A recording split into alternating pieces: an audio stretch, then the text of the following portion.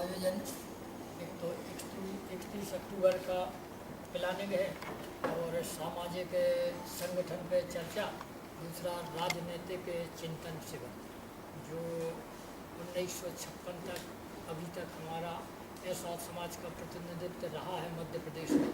ये पहली बार है जो हमारे मध्य प्रदेश शासन ने ऑर्गेनाइज की थी। इस विषय पर भी सामाजिक चिंतन विषय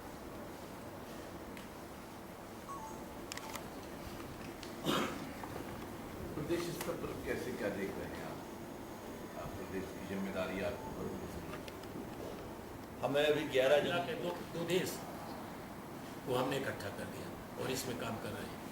यही बातें हमें आपसे कहनी। तो क्या ये माना जा सकता है कि गुजरात में जिस तरह पाटीदार समाज आ गया है, तो क्या मध्य प्रदेश में भी बिल्कुल समाज पूरा पाटीदार समाज पूरा हमारे साथ है? हम लोग तो शादी ब्याह कर रहे हैं।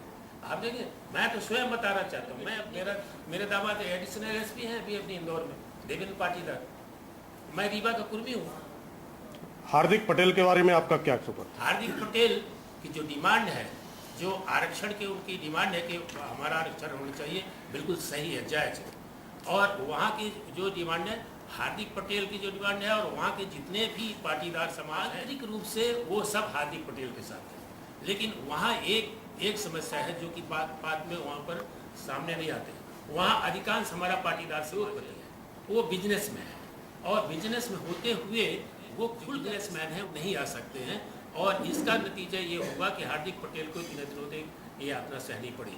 हम बराबर संपर्क में हैं और आ चुकी है, जिसमें को जेल से भी रिहा हुए। इस तरह से इसमें सुनने वाले हैं 29 करोड़ कर्मियों को इकट्ठा करेंगे और राजनीतिक जो परिवर्तन है उसको ला के रहेंगे। तो आपका समाज कितना सहयोग करेगा? नहीं, इनाइन मांग है, उसमें हमेशा उनके साथ है। लेकिन अगर किसी एक पर्टिकुलर पार्टी में कोई काम करता है तो उसमें हमारा महासभा ये नहीं करती, क्योंकि हमारा समाज इतना बड़ा समाज है। और अगर हमारा समाज कोई किसी पार्टी में, कोई किसी पार्टी में है, तो हमको सबको ले चलना है और सभी को हमको भी विकसित करना है, क्योंकि एक किसी पार्टी को लेकर के हम नहीं कर सकते। हार्दिक पटेल की बात करें, पीछे आप कितना समर्थन करते हैं?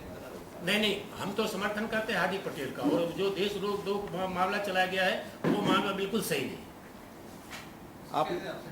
मैं इसीलिए कह रहा हूँ कि ये बना करके उस व्यक्ति को फंसाया गया उसमें। अगर ऐसे है तो ऐसे देश में बहुत सारे लोग ऐसे जेल गया, हार्दिक पटेल ही कर पाते। क्या माना था बीजेपी को टारगेट करने की सजा उसको मिल रही? नहीं, हम ये बीजेपी और उन चीज़ों को नहीं कहते, लेकिन हम ये कह रहे हैं कि जिस तरह से उनको फंसाया गया उसमें वो गलत है। लेकिन जिस तरह से दूसरे पार्टियां हार्दिक पटेल को करके और राजनीतिक परिप्रेक्ष्य में देख रहे हैं, वो भी गलत है।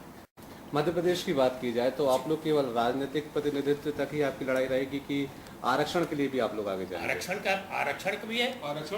आरक्षण तो विशेष मुद्दा है, फर्स्ट टॉप प्रायोरिटी। आज तो मैं ये आपसे कह रहा हूँ कि आज चाहे केंद्र शासन हो चाहे राज्य शासन हो, जातिगत एक तो जनसंख्या की जो जनगणना है उसको क्यों नहीं करता?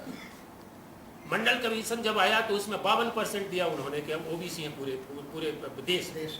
और पूरे देश में अगर 52% है ओबीसी, तो इसके बाद उन ओबीसी जो 52%, तो हमें हर विकास के क्षेत्र में हमें 52% आरक्षण मिलना चाहिए ना।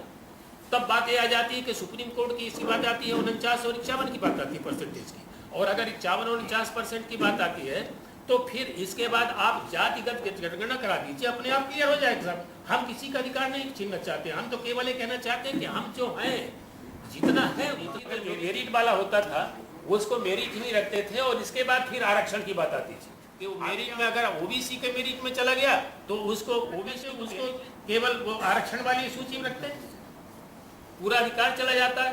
तो उससे क्या होता है कि अनरिजर्व वो कम परसेंटेज वाला आ जाता है, और जो रिजर्व वाला है वो हायर परसेंटेज वाला भी नहीं आ पाता।